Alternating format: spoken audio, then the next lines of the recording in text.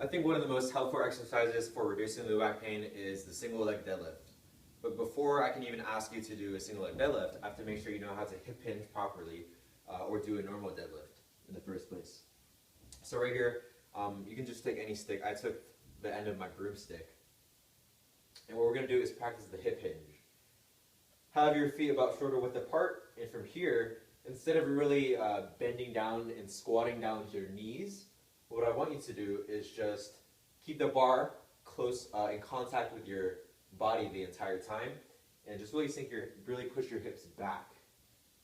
Right? You should feel a nice deep stretch in your hamstrings. Come back up, keep the bar in contact with your body the entire time. Down, pushing the hips back, right? Feeling that nice stretch in the hamstrings. On the way up, keeping the bar close to you, squeezing the glutes at the top. One more time. Push the hips back. Just a little bit of knee bending. Okay? Keeping the bar close to you.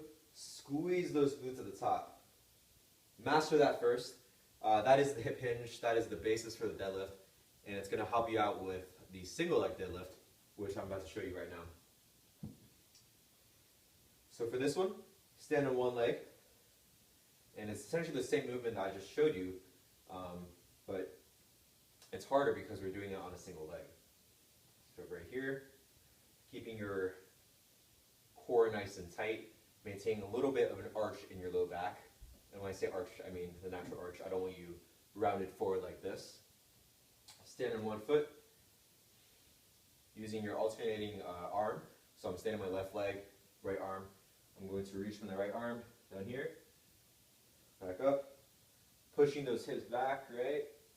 And at the top, squeezing my glutes. I'll show you a back view just because it looks a little different. Standing on the left leg, reaching with the right arm. Okay, pushing the hips back, squeezing my glutes. And an important thing to realize or to remember is this takes a lot of balance. It takes time to learn. In the beginning, you may do something like this. You may fall over, right? Your leg may kick out. You might have to catch your balance a few times.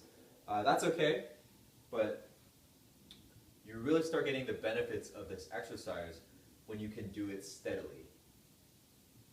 Right? When you can do this, keeping your body in a straight line as much as possible and not falling over, that's when you get the real benefit. And eventually, once you master that, I want to start having you add weights. So you're going to hold the weight in your the side across from your leg, so same thing. Left leg, weight in the right arm, and vice versa. And you're going to reach like this.